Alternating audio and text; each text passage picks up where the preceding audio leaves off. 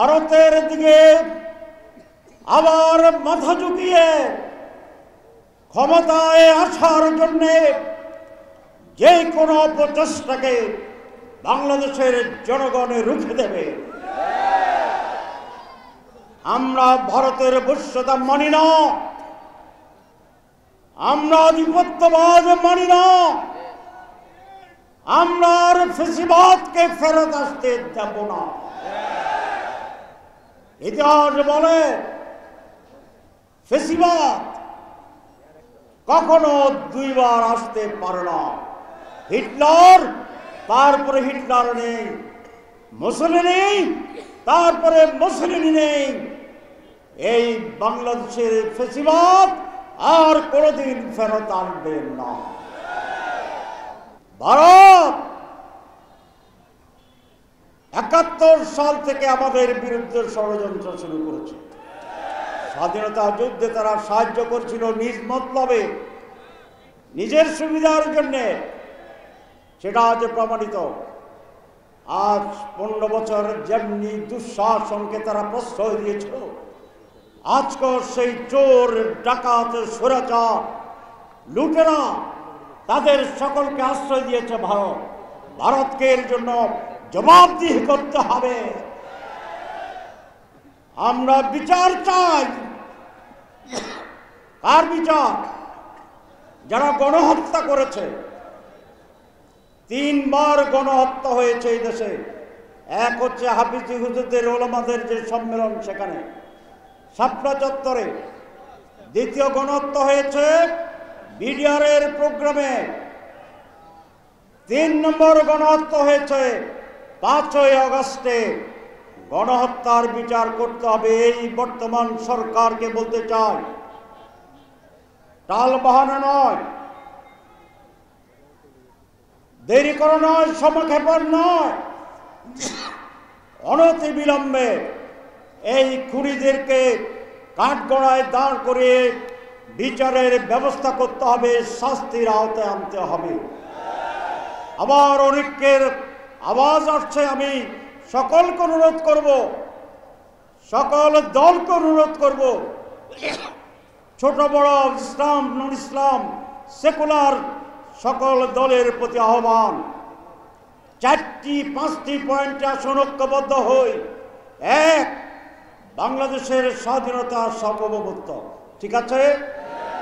২, টেকসই গণতন্ত্র, ঠিক আছে? ৩, সুষ্ঠু, অবাধ, সকলের জন্য নিরপেক্ষ নির্বাচন। ৪, দুর্নীতি মুক্ত বাংলাদেশ। ৫, একটি সমৃদ্ধ, অর্থনৈতিকভাবে উন্নত, শিক্ষিত, মার্জিত, নৈতিকতাপূর্ণ আর একটি বাংলাদেশ। এই 5টি পয়েন্টের ব্যাপারে যিনি যে দলই করেন না কেন, কারো দ্বিমত থাকার সুযোগ আছে? সুতরাং আজ বিএনপি, জামাত ইসলামী, অন্যান্য ইসলামী দল, সেকুলার, বাম, সকলের প্রতি আমার অনুরোধ, যারা রাজনৈতিক বুদ্ধিজীবী আছেন তাদের কাছে অনুরোধ, আসুন, আজ বাংলাদেশের সবচেয়ে বড় প্রয়োজন জাতীয় ঐক্য। এই সকল পয়েন্টে একটি জাতীয় ঐক্য আমরা গড়ে তুলব। বিভেদ নয়, এক অন্যের বিরুদ্ধে বক্তৃতা নয়, এক অন্যের সমালোচনা নয়, আজ প্রয়োজন জাতীয় ঐক্য। এই মৌলিক পয়েন্টে জাতীয় ঐক্যের আহ্বান জানাই বাংলাদেশ জামাত ইসলামীর পক্ষ থেকে। আমাদের ছাত্রদের সাথে এক ধরনের বাঘ বিতণ্ডা শুরু হচ্ছে, আপনারা দেখেছেন। এটা অশনি সংকেত। আমরা অনেক সময় বুঝি না, আমাদের উপর দূর থেকে ষড়যন্ত্রের চাকা ঘোরা। আমি সবাইকে সচেতন হওয়ার জন্য আহ্বান জানাই। আমরা দৃঢ়ভাবে বিশ্বাস করি, একটি সুষ্ঠু নির্বাচনের মাধ্যমে নির্বাচিত সরকারের কাছে ক্ষমতা হস্তান্তর করা জরুরি। কিন্তু তার আগে 18 সালের নির্বাচন হলে চলবে? 14 সালের নির্বাচন হলে চলবে? 24-এর নির্বাচন হলে চলবে? কিছু সংস্কার প্রয়োজন। সংস্কারবিহীন নির্বাচন আবার আমাদেরকে সেই 24, 18, 14 অন্ধকারের দিকে নিয়ে যেতে পারে। আমরা মনে করি জরুরি সংস্কার, এই সংস্কার শেষে যত শীঘ্রই সম্ভব নির্বাচন দেওয়া এই সরকারের প্রধান দায়িত্ব। সংস্কারের নামে যদি আপনি সময় ক্ষেপণ করেন, এটি জনগণ মেনে নেবে না। আবার সংস্কার মোটেই না করে নির্বাচন, এটিও বাংলাদেশের জন্য কল্যাণ করবে না। আমরা স্পষ্ট জামাত ইসলামের পক্ষ থেকে কতিপয় জরুরি নির্বাচনের পরে as earliest as possible একটি সুষ্ঠু অবাধ নির্বাচনের ব্যবস্থা করুন এবং নির্বাচিত সরকারের কাছেই ক্ষমতা হস্তান্তর করুন। এটাই দেশের জন্য মঙ্গলজনক এবং সমস্যার সমাধান। কোন ষড়যন্ত্রকারী সফল হবে না। আমরা আবার দরকার হলে লড়াই চালিয়ে যাব, আবার আরেকটি স্বাধীনতার যুদ্ধ হবে। কিন্তু খুনি সন্ত্রাসীদেরকে, দুর্নীতিবাজদেরকে আর ক্ষমতায় আমরা আসতে দেব না, দেব না, দেব না। আমাদের প্রতিবেশী একটি বড় রাষ্ট্র এদেশের মানুষের, বাংলাদেশের স্বাধীনতাকে স্বীকার করতে চায় না। যারা এই দেশকে লুটপাট করেছে, কি দুর্ভাগ্য এই দেশ, এই কেমন দেশ যে দেশের শাসন ক্ষমতায় যারা থাকে তারা হাজার কোটি টাকা মানুষের লুণ্ঠন করে। এই কেমন দেশ যে দেশে হেলিকপ্টার থেকে নিজ দেশের মানুষকে গুলি করে হত্যা করে।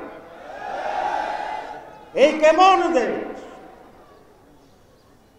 যে দেশে নির্লজ্জভাবে ভোটার বিহীন দিন শেষে কাউকে নির্বাচিত না করে শাসন এবং শোষণ করে। এই কেমন দল, এই কেমন নেতৃত্ব যেখানে কোনো কিছুই কেউ মানছেন না। দুর্নীতি, আত্মসাৎ, গুম, খুন, নৈরাজ্য, এই হচ্ছে বিদেশে বাংলাদেশের পরিচয়। ইতিহাস এই দেশের মানুষকে জানতে হবে। ইতিহাসের পরিক্রমায় আমাদের অবস্থান নির্ণীত হতে হবে। 5ই আগস্টের সমগ্র জাতি ঐক্যবদ্ধ হয়ে ছাত্ররা, শিক্ষকেরা, মহিলারা, পুরুষেরা, শ্রমিকেরা, রিক্সাওয়ালা, ঠেলাগাড়িওয়ালা, আলেম ওলামা, বুদ্ধিজীবী, শিক্ষক, শিশু, বৃদ্ধ মিলে আমরা 5ই আগস্টের নতুন স্বাধীনতার পতাকা উত্তোলন করেছিলাম। তার লক্ষ্য ছিল নতুন বাংলাদেশ, তার লক্ষ্য ছিল জাতীয় ঐক্য, তার লক্ষ্য ছিল একটি সংস্কার, তার লক্ষ্য ছিল অতীতকে মুছে ফেলে একটি সমৃদ্ধশালী, বসবাসের যোগ্য, নৈতিকতার ভিত্তিতে দুর্নীতিমুক্ত বাংলাদেশ। কিন্তু অল্প কিছুদিনের পরে আবার শুনি সংকেত, আবার ঈশান কোণে আকাশে মেঘের ঘনঘটা, আবার কালো আধার রাতের হাতছানি, আবার ষড়যন্ত্র, আবার আধিপত্যবাদ বিস্তারের সেই রকম একটি দুঃসংবাদ। আমি পরিষ্কার বলে দিতে চাই,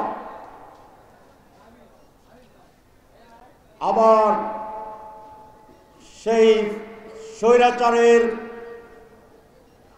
কাছে সাথে সমঝোতা করে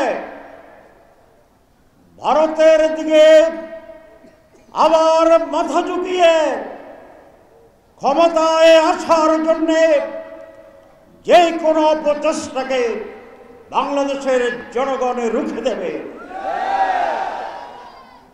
আমরা ভারতের বশ্যতা মানি না, আমরা আধিপত্যবাদ মানি না, আমরা আর ফ্যাসিবাদকে ফেরত আসতে দেব না।